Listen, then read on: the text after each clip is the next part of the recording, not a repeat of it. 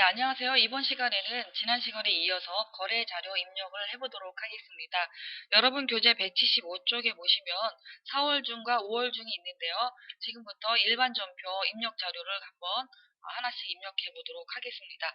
자, 지금 4월 달인데요. 지난 시간에 3월 달 했죠? 자, 이번에는 4월 달로 들어가도록 하겠습니다.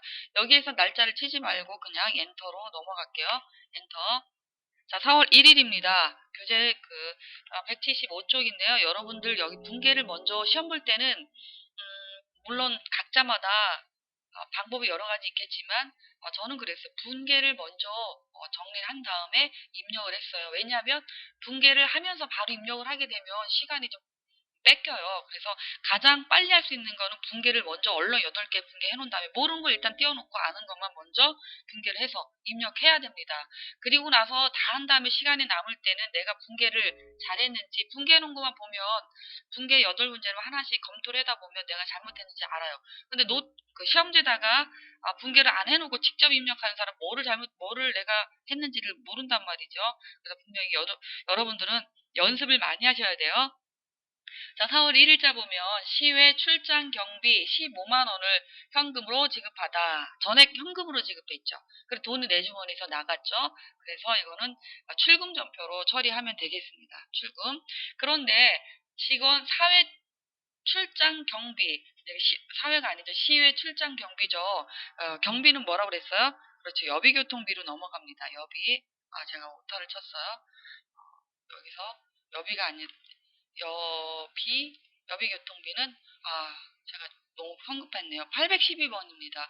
우리는 무조건 800번대로 치셔야 되는 거 잊으시면 안 됩니다. 거래처 안 치고 그냥 넘어갈게요.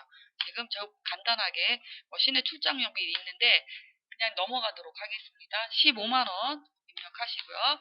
자, 두 번째입니다. 두 번째 날짜는 제1유통에서 상품 145만 원을 매입하고 현금으로 지급하다. 여기에서는 거래가 더 이상 발생할 수가 없기 때문에 상품 거래처 제1유통에서 물건을 매입했지만 현금으로 지급해 더 이상 거래가 없죠. 그래서 현금으로 나갔기 때문에 출금. 거래처는 상품 매출은 차변에 매입한 거니까 상품. 여기서 거래처를 실매선 당연히 쳐야 되겠죠. 근데 여기서 시간 뺏기면 안 되니까 그냥 엔터를 치겠습니다. 그냥 쳐도 돼요. 제1유통 제가 치겠습니다. 제1유통. 그리고 여기는 엔터로 넘어갈게요. 그리고 금액은 145만 원. 대변은 없죠. 현금으로 나갔기 때문에. 자, 3일자입니다. 사무실 임차료. 임차료는 내가 사무실을 빌려 쓴 거죠. 임대는 내가 빌려준 거란 말이죠. 여러분들, 임차는 내가 빌려 쓴 거고, 임대는 빌려준 거. 임차료는 내가 돈이 나가는 겁니다. 사무실을 빌렸으니까 빌린 대금에 줘야 되죠. 근데 현금으로 줬대. 그러니까 비용이죠. 돈이 나갔으니까 임차. 자, 임차료가 많죠. 우리는 무조건 몇 번? 800번대입니다. 이렇게 거래처를 칠 필요가 없죠. 요거는 금액은 얼마래요? 30만 원입니다.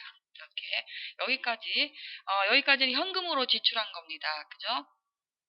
근데 4일자 보니까 일신문구에 상품을 판매하고 대금을 192만 원으로 외상으로 매출했대요. 물건을 판매한 거죠. 그러면 4일자 물건을 판매하니까 뭐라고 그랬어요? 물건을 판매한 건데 물건을 판매한 거는 상품 매출이고, 근데 왜 대금을 현금으로 받았어요? 아니죠. 외상했다고 그랬잖아요. 그래서 현금이 아닌 경우는 뭐로 해요? 차변과 대변, 대체 거래로 해야 되는데, 제가 먼저 상품 매출부터 입력하겠습니다. 상품 매출. 자, 금액은 얼마죠? 상품 매출은 192만 원입니다. 192만 원. 자, 제가 상품 매출 거래처를 안 쳤는데, 거래처를 치도록 하겠습니다. 일신문구. 자, 일신. 자, 이렇게. 다음은 대변이 있으면 차변이 있어야 되겠죠. 물건을 매출했죠. 매출한 걸 외상으로 매출했으니까 뭐라고? 외상 매출금이 되겠습니다. 외상 매출금. 거래처 반드시 등록을 해야 되겠죠. 104번 이렇게 입력을 했습니다. 자, 다음은 5번인데요. 4월 5일날 자동차 여러분들 세금이 붙은 거, 세금을 텍스라고 하는데요.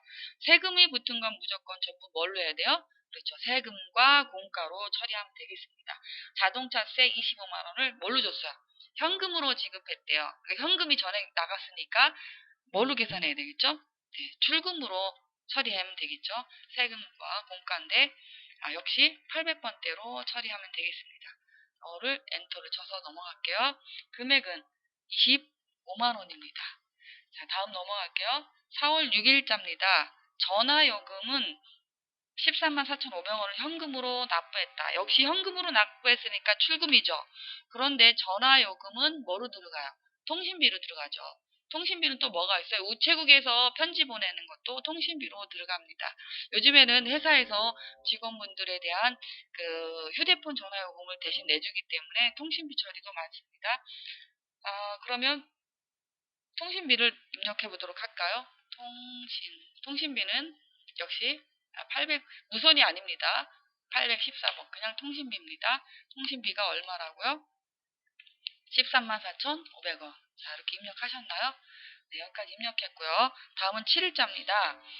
건영 문구에서 외상 매출금 200만 원을 약속 어음으로 회수하다. 그러니까 내가 외상 매출금이 있었어요. 받을 돈이 있는 거예요. 받을 돈이 있는데 받았단 말이야. 받긴 받았는데 뭘로 받았어? 어음으로 받았어요. 그러니까 차변에 일단 대변 먼저 입력해 볼까요? 외상 매출금이 원래 차변했는데 받았으니까 어디로 가야 돼요? 그렇죠. 대변으로 가야 돼요. 외상 매출금. 거래처 반드시 등록을 해야 되겠죠. 건영문구 금액은 200만 원입니다.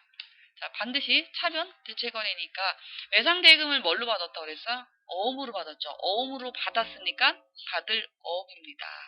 자, 받을 어음, 건양문구 똑같이 입력을 하셔야 돼요. 이렇게 두 개 다 거래처를 두 개 등록을 전부 다 하셔야 되겠습니다. 자, 그 다음에 4월 8일자입니다. 4월 8일자에 보시면 뉴젠 문구에 대한 외상매입금 180만원에 대해서 약속어음을 발행해서 주다. 지금 앞에 문제랑 반대죠? 여기서는 내가 외상대금, 외상 갚을 돈이 있었어요. 갚을 돈, 외상매입금은 대변에 있었는데 내가 갚았다는 거죠. 그럼 어디로 가야 돼? 차변으로 가야 되죠? 외상매입금은 251번인데 거래처 등록해야 돼요. 뉴젠 문구로 입력을 했는데 금액은 얼마라고요? 180만원. 그런데 대금을 갚았는데 내가 현금으로 갚은 게 아니라 뭘로 갚았어요? 그렇죠. 어음으로 갚았어. 어음을 발행해서. 어음을 내가 발행한 건 뭐라고 그랬어요? 그렇죠. 지급어음입니다. 252번 뉴젠문구 이렇게 입력을 하시면 되겠습니다. 여기까지 이해되셨나요? 네. 자, 그러면 다음 4월 9일자입니다. 선능 광고에서 광고물을 납품받고 광고물 제작비 20만 원을 외상으로 하다. 자, 선능 광고는 지금 등록이 안 돼 있어요. 그런데 선능 광고에서 광고물은 뭐로 들어가요? 그렇죠. 광고 선전비. 현금이 아니라 외상이라고 그랬죠. 자, 그럼 차변에 광고 선전비 넣어보도록 할게요. 광고 선전비. 자, 광고 선전비도 800번대로 입력하셔야 되죠. 그런데 광고 선전비는 선능 광고인데 선능 광고는 등록이 안 돼 있단 말이죠. 여기서 제가 등록을 해볼게요. 선능 광고. 자, 그런데 선능 광고는 106번으로 순차적으로 번호가 106번 뜨긴 했는데 여기서도 106번으로 등록을 하래요.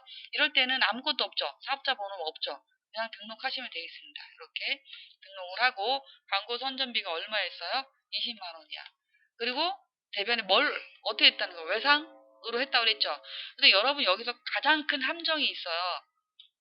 여러분들이 여기서 꼭 틀리는 건 오답을 많이 하는 이유가 지금 광고 선전비를 외상으로 했다고 그래서 여러분 뭘로 생각했어요? 외상 매입금 생각했죠. 네, 여러분들 기억 꼭 하셔야 되는 게 뭐냐면 제품 매출에 대한 거, 내가 물건을 팔고 물건을 팔기 위해서 사가지고 온 매입, 그거 이외에는 전부 다 외상으로 처리하면 안 됩니다. 그러니까 내가 물건을 외상으로 판매했다. 제품을 판매했는데 외상으로 판매했다. 외상 매출금. 내가 상품을 사왔는데 외상으로 사왔다. 외상 매입금. 그런데 내가 우리 회사에서 그 업종이죠. 내가 주 업종. 물건을 우리가 가전제품을 팔아. 그러면 가전제품 이외의 거는 가전제품을 팔기 위한 모든 수단은 미지급금과 미수금으로 처리하셔야 됩니다. 외상이라고 쓴 건 함정이죠. 그럼 이거는 광고 제작비는 뭐예요? 내가 물건을 잘 많이 팔기 위해서 광고비를 내는 거잖아요. 그런 거는 외상 매입금으로 하고 처리하면 안 되겠죠. 뭐로 해야 돼요? 이제 미지급금으로 처리하셔야 됩니다. 이거 시험 문제 나와요. 여러분 꼭 그래. 외상위로 처리했다서 외상매입금, 외상매출금 안 됩니다. 꼭 기억하시고 돼. 이것을 우리 회사가 우리 업종별 우리 회사 광고용이다. 아니면 물건을 잘 팔기 위해서 가전제품 파는 사람이 책상을 파는 건 아니잖아요. 업무용으로 사온 책상이다. 그런데 돈 안 줬다. 미지급금이죠. 미지급금이라고 해도 되고 미지급금 비용이라고 해도 상관은 없습니다. 그런데 미지급금은 돈 안 준 거죠. 나중에 줘야 되죠. 거래가 한 번 남았죠. 그러니까 거래처를 반드시 106번을 입력하셔야 돼요. 이거 입력 안 하면 어떻게 된다고 그랬어요? 네, 감점된다고 그랬습니다. 자, 그 다음에 4월 10일자 볼까요? 4월 10일자. 4월 10일자 직원 식대. 직원을 위해서 쓴 돈은 뭐예요? 그렇죠. 복리후생비죠. 그런데 대금은 뭘로 줬대요? 현금으로 줘. 전에 현금으로 줬으니까 뭘로 쳐야 돼요? 복리후생비로 돈이 나갔죠. 그럼 출금으로 처리하면 되겠죠. 직원은 뭐로 들어간다고요? 복리후생비. 그렇죠. 복리후생비인데 800번대로 들어가야 돼요. 반드시. 거래처는 안 쳐도 되겠죠. 자, 거래처는 안 쳐도 됩니다. 12만 5천 원. 자, 간단하죠? 이런 문제가 나오면 여러분들은 럭키한 거예요. 쉬운 문제니까. 자, 4월 11일자 볼게요. 선능 광고에서 광고물 구입 미지급금 20만 원을 현금으로 지급하다. 현금이 돈이 나갔으니까 당연히 출금이죠. 근데 아까 조금 전에 선능 광고 미지급금이 있었잖아요. 그죠? 요거 거래처를 쳐줘야 되죠. 자, 일단은 미지급금은 차변의 미지급금, 대변의 현금이니까 미지급금만 입력하면 되겠습니다. 자, 그러면 선능 광고라고 입력해야 되겠죠. 반드시. 네, 이렇게 얼마를 20만 원이네요. 제가 아까 20만 원 이렇게 입력을 하면 되겠습니다. 자, 12일자 보니까 차량 수리비, 차량과 관련된 거 다 뭐라고 그랬어요? 차량 유지비에 들어간다고 그랬죠? 전액 현금으로 지급했으니까 역시 출금 전표로 계산하면 되겠고요. 전액 현금으로 지급해서 돈이 나간 거니까 출금이요. 그죠? 네. 근데 뭘로 해야 된다고요? 차량 유지비. 자, 800번대로 입력을 하시면 되겠습니다. 거래처를 입력하시면 입력 안 해도 되겠죠? 금액은 18만 원이 되겠습니다. 여기까지 입력이 되셨나요? 네, 여기까지 현금 잔액은 856만 9천 원이 발생을 했습니다. 여기까지 입력하고 그 다음에 5월달로 넘어가도록 하겠습니다. 5월달 지금 4월달 끝났으니까 여기 ES 시기로 눌러도 여러분의 있는 그 키보드에 ES를 누르셔도 되고 여기서 그냥 나가셔도 되겠습니다. 제가 월 날짜가 굉장히 중요하다고 그랬죠. 연도도 중요하지만 월일. 왜냐하면 우리 회계기간이 굉장히 중요해요. 12월 31일과 1월 1일은 하루 차이죠. 그렇지만 12월 31일은 2014년도면 2014년도에 기속이 되는 거고 1월 1일은 다음 연도에 들어간단 말이죠. 그래서 우리 나라의 회계기간이 굉장히 중요해요. 그래서 날짜 여러분들은 영수증 모든 영수증이나 거래할 때 날짜를 꼭 보셔야 돼요. 알았습니까? 네, 월 입력을 하고 자, 월 1일자부터 한번 제가 입력하도록 하겠습니다. 분계가 어렵지만 자꾸 반복해서 푸시다 보면 분계도 어렵지 않습니다. 회계에서 여러분들이 가장 어려워하는 부분이 그 분계예요. 나머지는 여러분들 그 취업해서 보면 실무에서도 분계만 잘하면 모든 거는 다 쉬워요. 왜냐하면 전산 처리되기 때문에. 그러니까 분계는 여러분들이 좀 어렵다고 생각해도 우리 일상생활과 똑같은 겁니다. 일상생활에서 나온 모든 용어들이기 때문에 일상생활이다 생각하시고 내가 사장이다 생각하시고 푸시면 어렵지 않습니다. 그리고 자꾸 반복해서 풀어보도록 하시면 좋겠습니다. 자, 5월 1일자 보니까 정기예금 있는데 장기성 예금으로 가입하고 40만 원을 현금으로 예입하다 나왔어요.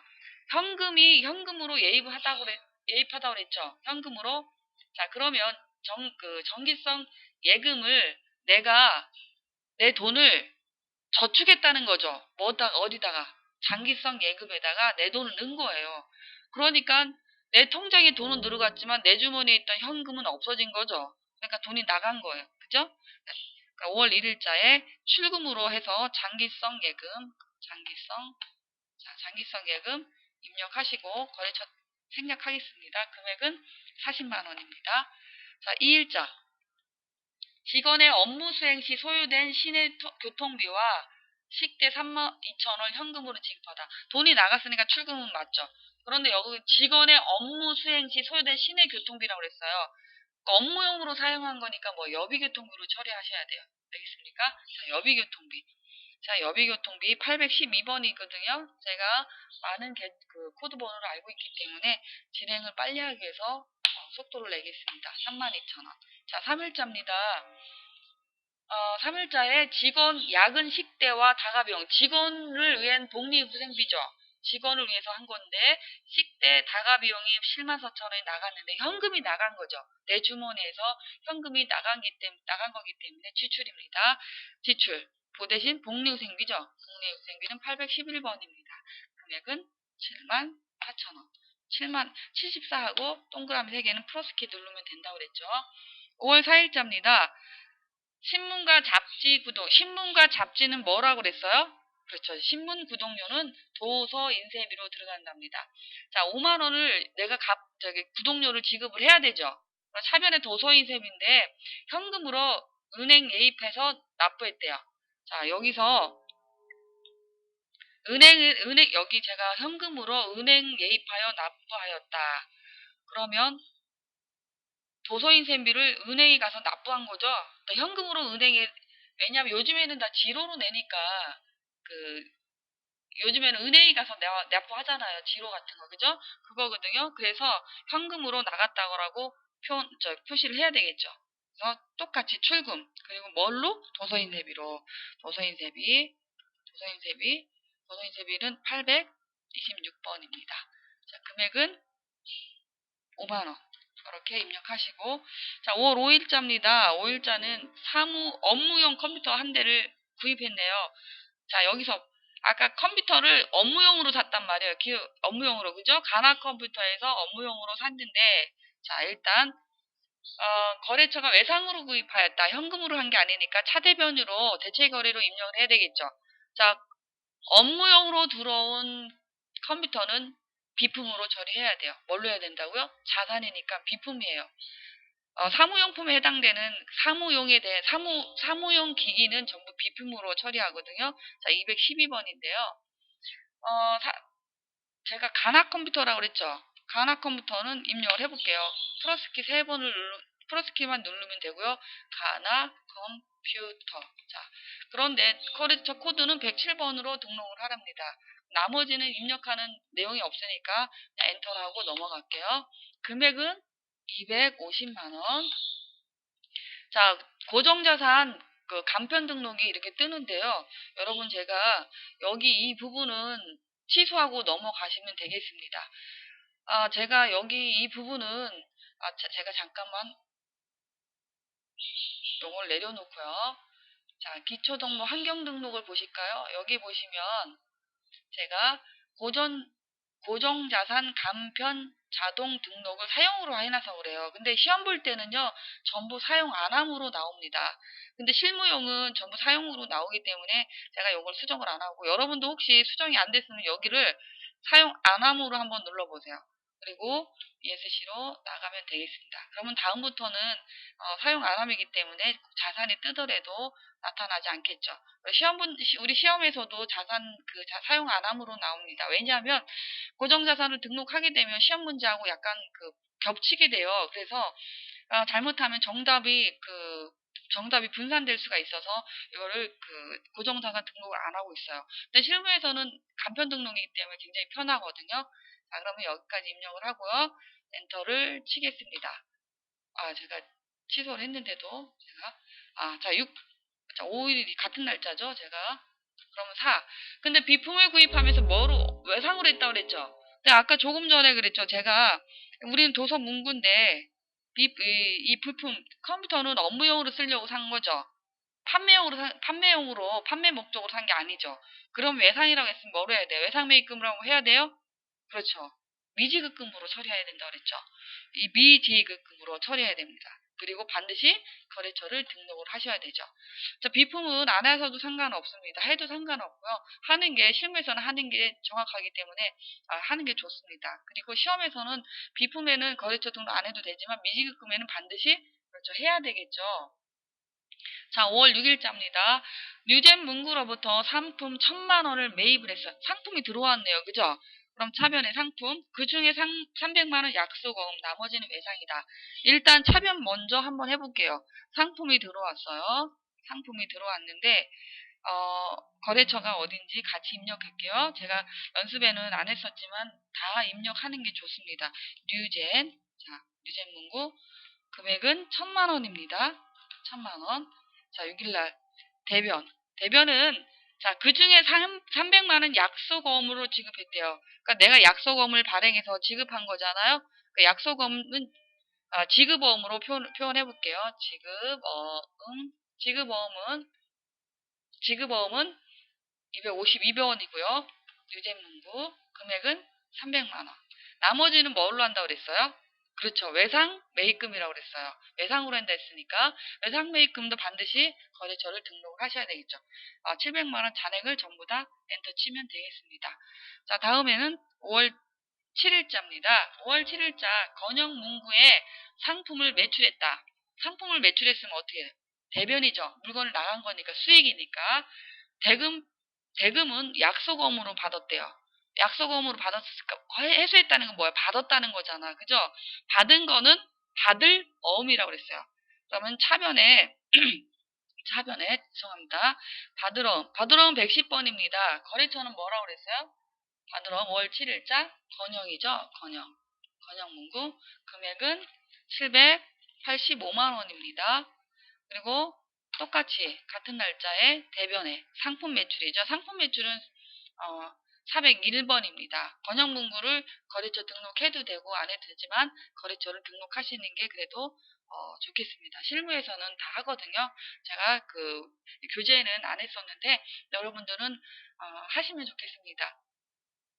자, 다음은 5월 8일자입니다. 5월 8일자 보시면 직원급여가 200만 원인데 소득세와 주민세 2만 원을 차감한 198만 원을 현금으로 지급하다. 전액 현금으로 지급한 게 아니죠. 소득세와 주민세를 제외한 나머지 198만 원만 지급했기 때문에 이거는 현금 거래가 아니죠. 대체 거래입니다. 일단 차변에 급여죠. 직원급여 입력하겠습니다. 급여가 800번대죠. 801번입니다. 직원급여를 그대로 엔터를 치겠습니다. 얼마? 200만 원이죠. 200만 원. 이 중에서 현금으로 받은 돈이 얼마 있어요? 현금으로 받은 돈이 198만 원입니다. 그런데 나머지 2만 원은 주민세와 소득세를 낸다고 그랬어요. 그러니까 회사에서는 있잖아요. 이건 법으로 정해져 있어요. 원천징수자라고 하는데 직원들 급여를 떼면서 여러분들 나중에 직장생활 하다 보면 내 월급을 뗄 때 월급에서 의료보험료, 국민연금, 뭐 가끔세 다 띄고 준단 말이에요. 그러니까 회사에서는 그 돈을 가지고 있어요. 잠깐 갖고 있다가 나중에 내는 날짜에 대신 내주는 거는 한꺼번에 전 직원들 걸 다 내준단 말이죠. 근데 회사에서는 돈을 갖고 있지만 내 돈 아니잖아. 누구 돈이에요? 국가 낼 돈이기 때문에 잠깐만 갖고 있는 돈이죠. 잠깐 갖고 있는 돈을 우리는 예수금이라고 합니다. 뭐라고 한다고요?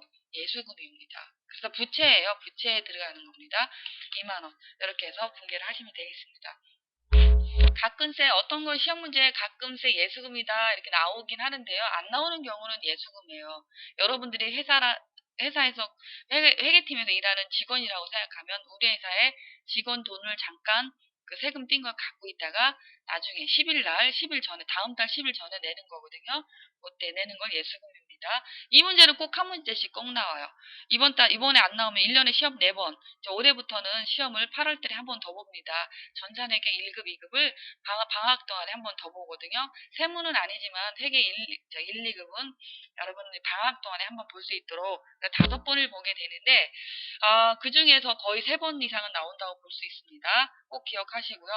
자, 9번째입니다. 5월 9일자 보시면 건영문구에서 외상매출금 500만 원 현금으로 받았다. 자, 전에 현금으로 받았으니까 뭐예요? 그렇죠. 입금이 되겠습니다. 돈을 받은 거니까. 그래서 현금이 들어왔고 뭘 받았어?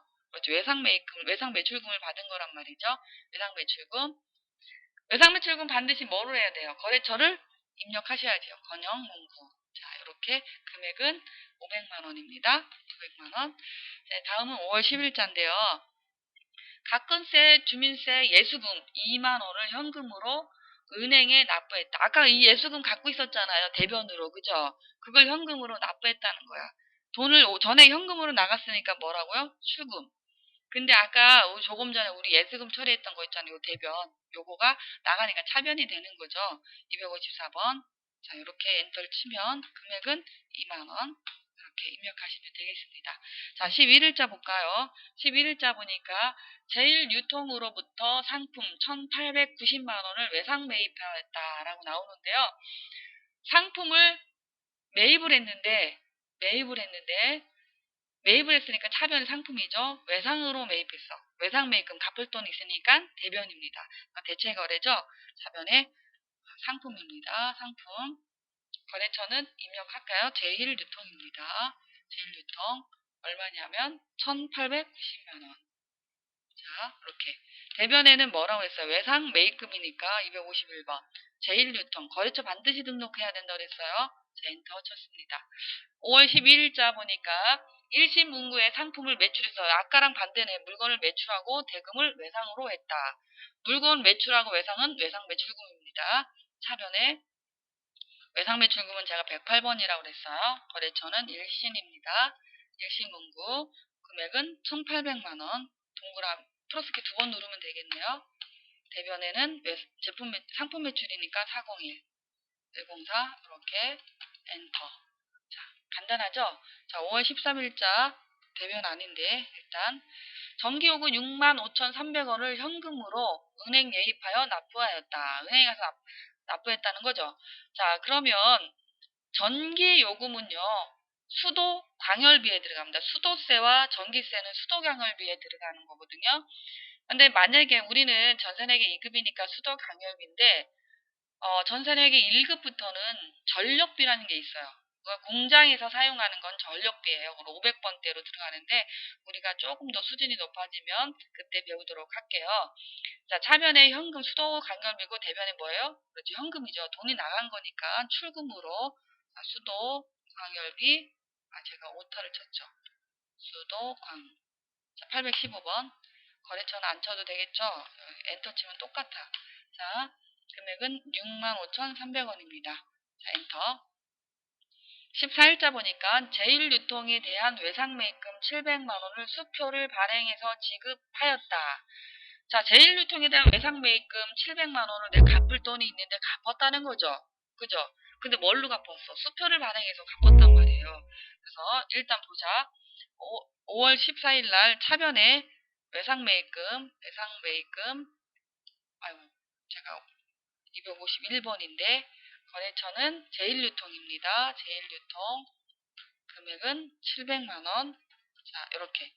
대변에는, 내가 수표를 발행해서 지급한 거는요, 여러분 꼭 기억하세요. 내가 발행한 거는 당자예금이라고 해야 돼요. 왜냐하면, 우리 회사에서 돈이 많아가지고, 여러분도 그런 거 있는지 모르겠는데, 돈을 10억 원을 은행에 그 통장에 넣어놓는 거예요. 그러면 10억 원을 만약에 통장에 넣어놓으면 은행에서 뭐 주냐면 수표를 줘요. 체크카드를. 그 백지 수표 알죠? 그걸 주는 거예요. 그러면은 내가 그 수표를 발행한 거예요. 이렇게. 그럼 나는 내가 은행에 10억 넣어놨으니까 10억 원어치 나는 수표를 발행할 수 있어요.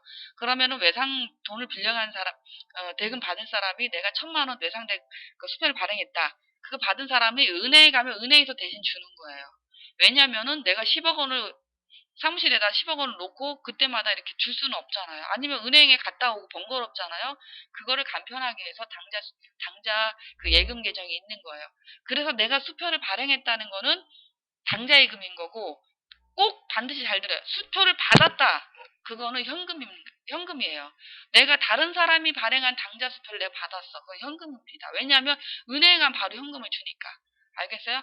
내가 발행한 건 뭐라고요? 당좌예금. 내가 받은 건 뭐라고? 현금이에요. 기억하세요. 자, 그래서 금액은 700만 원. 자, 15일자 볼까요? 대표자가 저희 인출금이라는 계정이 여기서 처음 나오는데요. 우리 회계 2급에서만 나와요. 1급부터는 이 문제가 안 나오는데 대표자가요, 현금 100만 원을 개인적으로 돈을 쓰기 위해서 가져갔어. 대표자가. 이 문제가 가끔 나와. 1년에 2번 나와. 대표자가 자기가 가져갔다는 거 인출금입니다. 시험 문제에서 인출금 계정으로 사용하세요 라고 나올지 모르겠는데, 대표자가 개인적 용도로 가져갔다 그러면 뭐라고요? 인출금입니다. 꼭 기억하세요. 근데 현금이 나간 거죠. 그러니까 출금으로 처리해야 되죠. 제가 대변인 출금으로 처리해야 되고, 인출금입니다. 인출금. 대표자가 개인적으로 가져가는 거죠. 그래서 금액은 얼마냐면 100만 원이 되겠습니다. 이렇게 여기까지 입력을 했는데요. 자, 다음 시간 여기까지 하고요. 다음 시간에 상품 매입거래 회계 처리를 한번 보도록 하겠습니다. 오늘은 여기까지 하겠습니다. 수고하셨습니다.